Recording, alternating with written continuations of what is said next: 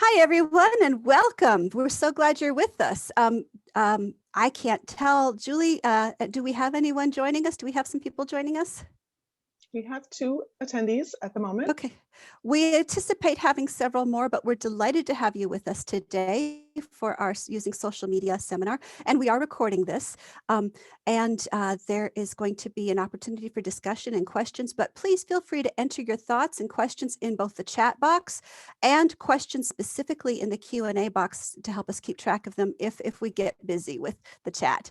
My name is Christine Shupla. I'm from the Lunar and Planetary Institute. I'm our Education and Public Engagement Manager, and wanted to let you know that our other social media and our other seminars on sharing planetary science are available on the LPI website under our Scientist Engagement section. So let's go ahead and talk very briefly here about our speakers. Courtney is our first speaker. Courtney, would you care to introduce yourself? Hello, everyone. My name is Courtney O'Connor. I work at NASA headquarters, where I support many of our social media efforts. I work as a liaison to the @NASA social team, but I work directly in the Planetary Science Division, where I work with the astrobiology program, and I also support the science activation team. Thank you, Courtney. And Julie, please introduce yourself. Okay. My name's Julie Tagelski. I'm with the Lunar and Planetary Institute. I've been with the LPI for 11 years now. The last 5 years have been in a communications role. So my job is, of course, to share out LPI science and LPI events and news and planetary news in general. And we do that through social media. So that's why I'm here. And I do have a small team. I wanted to make sure I mentioned that we do have a small team that helps me in that effort. So. You don't do everything all by yourself, Julie? No, I don't know that I could. I don't know that would be possible. Too much to do. Too much to do. Ed is in the process of joining us from another session. Is Ed with us yet? Not yet? Okay.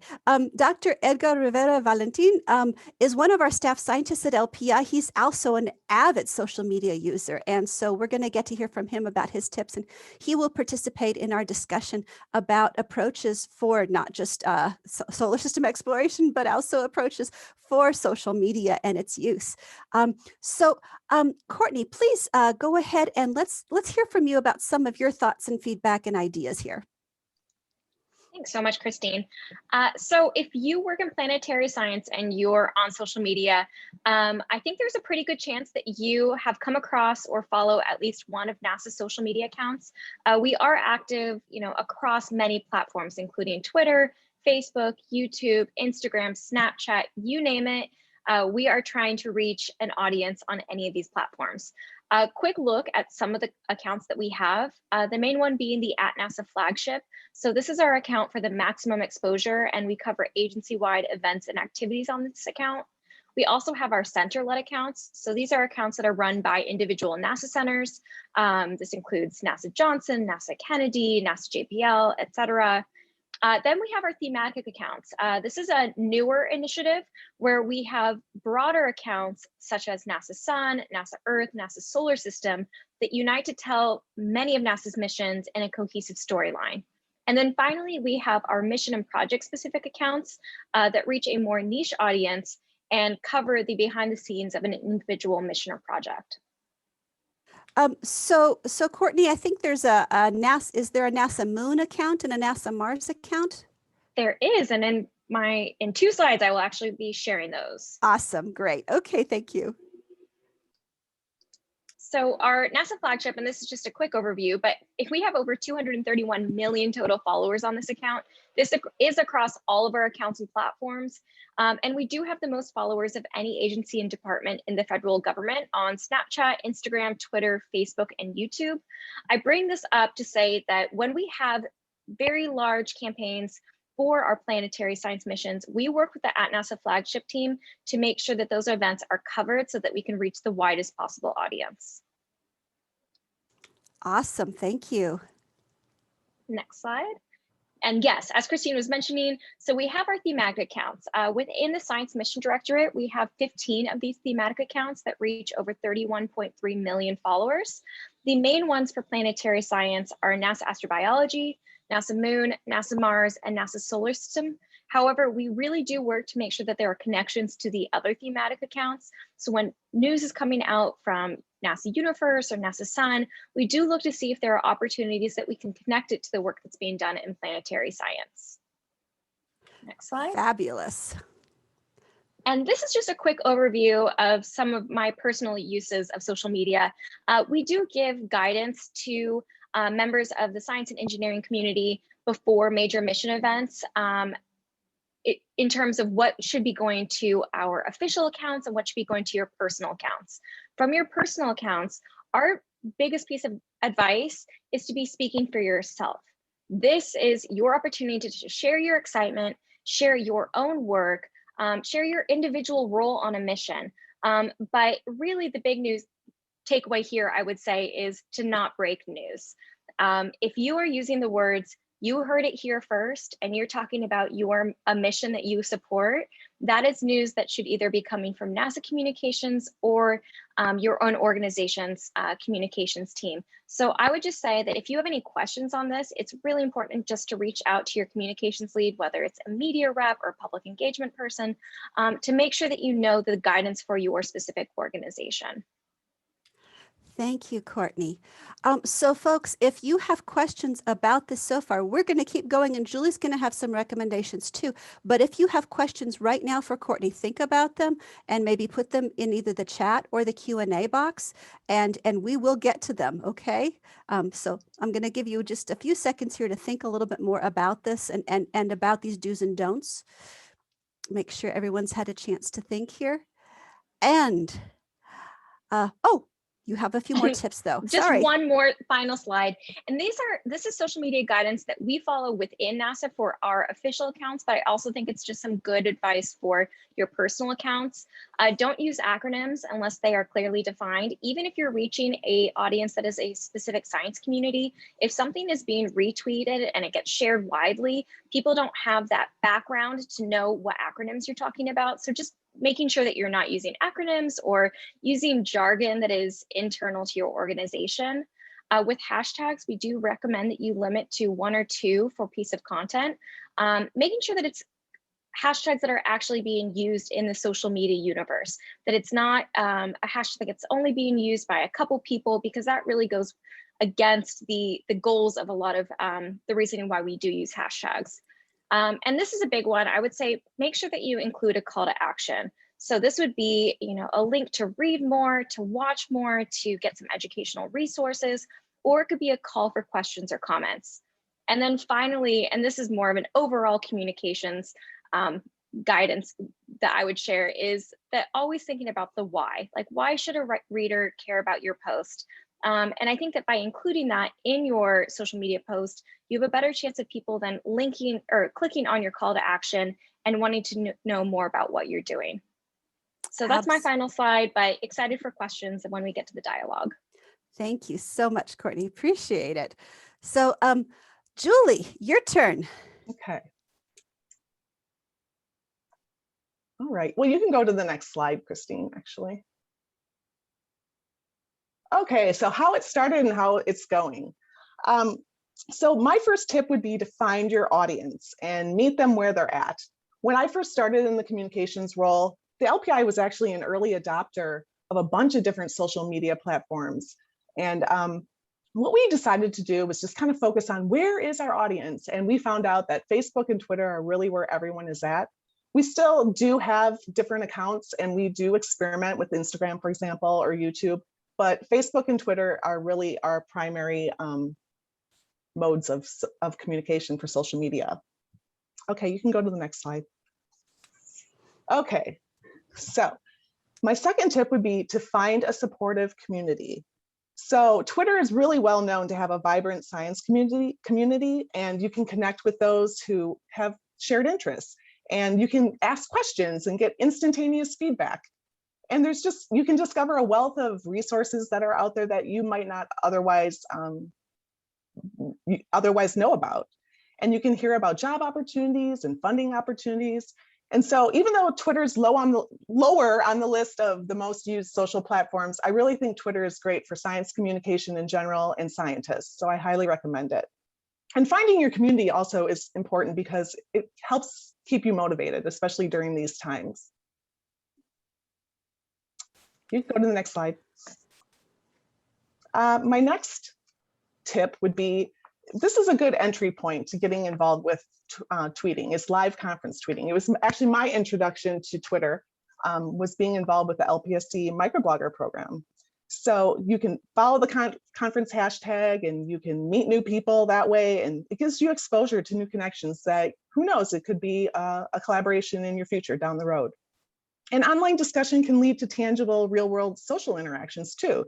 So it'll make people more approachable when you do run into them at in-person meetings, when we get those again.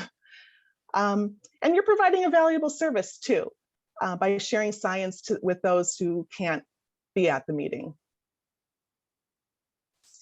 Awesome. Okay. Great ideas. So whether you're new to Twitter or you're interested in a new social media platform, I would say the first step probably would just be to observe. You know, take some time to follow those people who are doing it well, or maybe even follow people who aren't doing it well. You can learn both ways, right? And then just follow those in your science circles, follow people that they're following, and be authentic. And just show your personality too. It can be rather infectious. You know, show your passion for your science and for your research. Great points, Julie. Thank you. I think that that's it. I have some questions, but before we do my questions, I'd like to see if some of those of you who are with us have questions. So, oh, and Ed, thank you. Ed, I took the liberty of introducing you earlier, but please introduce yourself now. And please, if you have extra things that you would like to add to what we've heard so far, that would be great. Sure. So sorry for coming in late. Was at the Mercury, just chairing the Mercury session. But I'm Edgar Valentin. I'm a planetary scientist at the LPI. I'm active on Twitter at Planetary because I trek the planets. What I will say is I'll echo a lot that has already been said in terms of being a scientist on social media and trying to engage an audience through that media. Echoing, making sure if your goal is to engage with a broad audience, increase your follower, make sure you're communicating the science you're doing to everybody, then something that has helped a lot of people is making sure that they are presenting themselves and being an authentic individual on social media. People prefer to interact with other people that they see as humans, right? There's also the other aspect of it of being a visible individual on social media. So for those of us coming from underrepresented groups, it allows us to say, hey, there are people like us out here. There's a shared community there. So that also helps make sure you're being your authentic self on social media. I personally try to do also like a line. So, and on Twitter, I am myself, but I don't overshare. On Facebook, that is for my friends, that's for my family. So there's a lot more information there. So I find where I define where that line is, and I try to stick then to that one. And then echoing on just basic things, right? You want to make sure you're avoiding jargon when you're talking to people. You want to make sure if you want your tweets to be really visible or really accessible, adding a picture to it, and then making sure you're also including the aspect of having a caption to it. You can embed a caption to your images so people who may not be able to see the image can at least read, say, what is this image? So this is a radar image of Mercury behind me, so I would post that, and underneath that, make it accessible to a broader audience by including a description of that image. And then I would also echo, for those of you starting out on social media as a scientist, personally, I have always found there to be a difference between leaving the academic world and going into industry or government type of work. There are different policies impacting even what you say on social media. I would encourage you to make sure you read up on your organizational policies. You don't want to get in trouble. Even if you're not at work, what you say can still count. So just double check there for yourself. And that's what I wanted to echo. Thank you. Thank you, Ed. Awesome. So, folks, what questions do you have for our panelists here? We've got about 15 minutes for your questions. And if you don't have questions, I have some, but I'd like to hear yours first. And it looks like there's a question in the Q&A. So okay. And I'm going to open this up to any of you. I imagine you might have some suggestions. Ed, I'm going to pick on you a little bit because of your real world experience here with this one too. So how do you deal with science deniers or trolls who are commenting or messaging you? Oh, so that I deal with each of these crowds differently. An individual who is coming at it from a science denying perspective, I take that as an opportunity to educate. Come in with, here's information, here's, you can fact check yourself here. So if someone says, for example, I've gotten this one, Odyssey controls the weather. How dare you send this weather over here? I'll come in like, no, this is what we do. Oh, and by the way, we're saving the world from devastation when we're studying these asteroids. I take that as an opportunity to educate. When it comes to trolls, that is the people who come in with violence. That's the people who come in with just horrible anger. I am not afraid to click that block button and say, nope.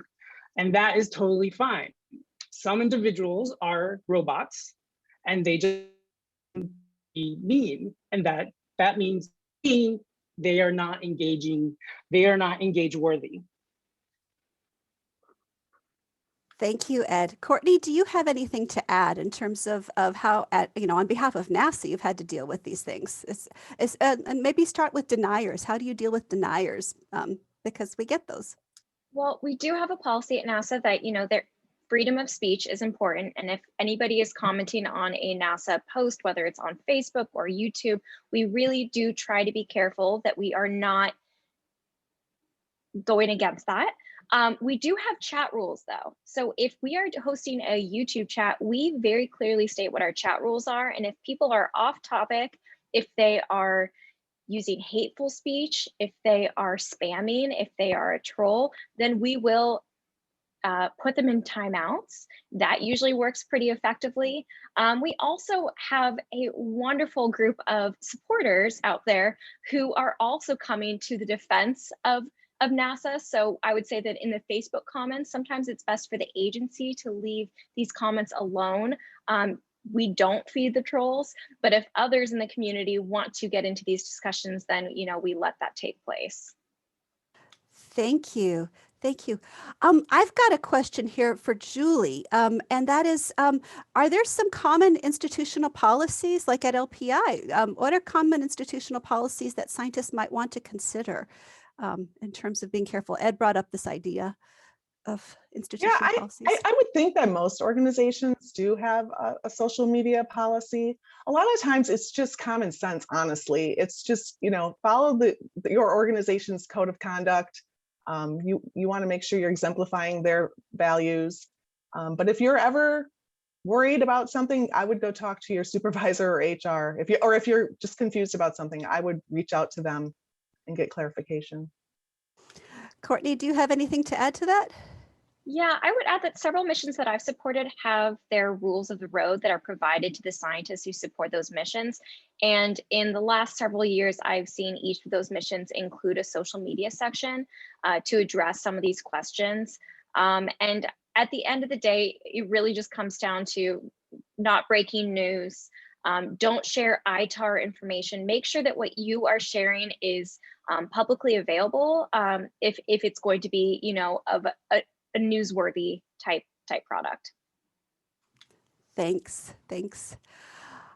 Folks, please continue to add your new questions, and while you're entering those. So Julie shared a little bit about her preferred platforms and why we use the ones we do for LPI. And Courtney, you kind of gave an overview of all the different platforms that NASA does. Ed, do you have preferred platforms and formats? Sure. So like I had mentioned, for me, Facebook that is personal life, friends and family, versus Twitter is work and engaging with the public. So I divide myself up primarily amongst those two when I'm engaging people. I have found, like Julie had mentioned, Twitter is a really good resource for the science community, for us reaching out to each other, listening into like, oh, hey, this person has a new paper. Jobs, one of the ways I actually obtained one of my positions was somebody tagged me into a conversation on Twitter. So Twitter has been the most for me in terms of science and the professional aspect of what I do.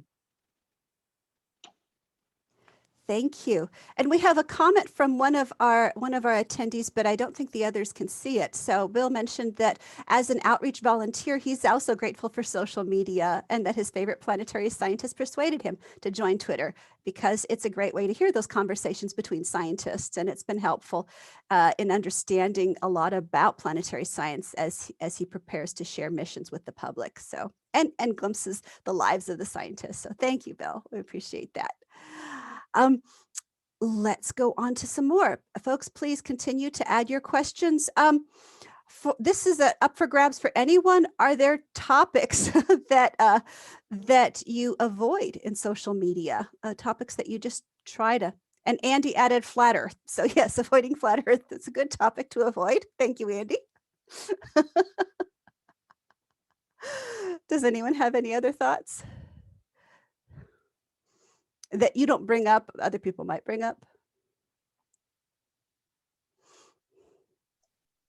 I would say not really. I mean, we're really, like I said, trying to really share out what LPI is doing.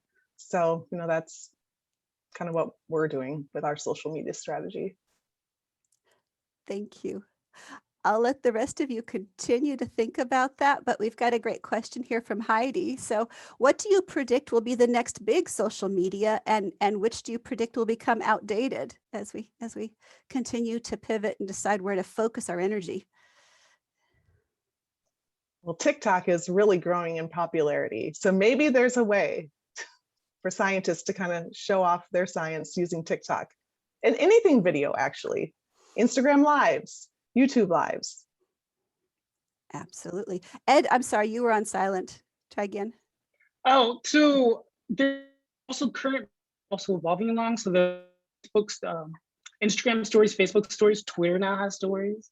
You can now add videos to it. So all of these are co-evolving, but I agree, TikTok is so in with the children's these days. I have not gotten into TikTok. So. And I would agree with that as well, that TikTok is not a platform that NASA is currently on. We are restricted from using it. However, we do reach out to influencers on TikTok.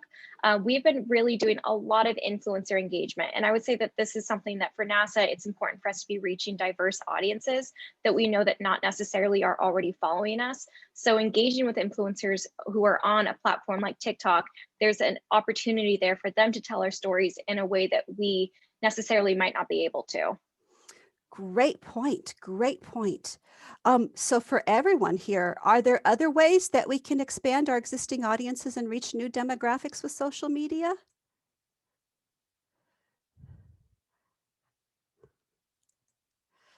How else can we do that? Well, I guess I'll tag in and say one of the things I really liked seeing across platforms, and one of the things I've seen has worked for a lot of people is people who have really worked at their art in terms of either visual art, video art, and then they're sharing that and applying it to their science. That I've seen be super impactful. And also as someone who's observing it because I cannot draw and I haven't practiced to do this, I mean, it's just super cool.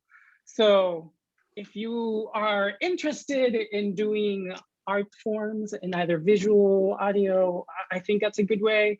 One of the tweets that has worked for me is I will put up my recipes, my family's recipes, because that's my art, cooking. So that has been a different way for me to engage with the crowd that follows me on Twitter. So, yeah.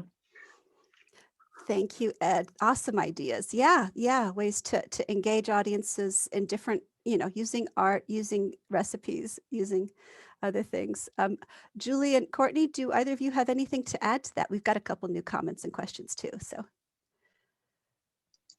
one thing that I would add is that at NASA, we do look at our audience and demographics for the different platforms when we're trying to decide where to host an activity. For the Perseverance mission, we knew that reaching women in STEM was a very big goal of that mission. So we have a higher audience in that demographic on Tumblr. So we did more activities on Tumblr than we typically do for some of our other events that we have going. We did a Tumblr answer time where we had 2 different women on the mission do video Q&As where they were taking questions from the public. And we made sure that there was a large women in STEM component to that in the questions that they were responding to. Awesome. Thank you.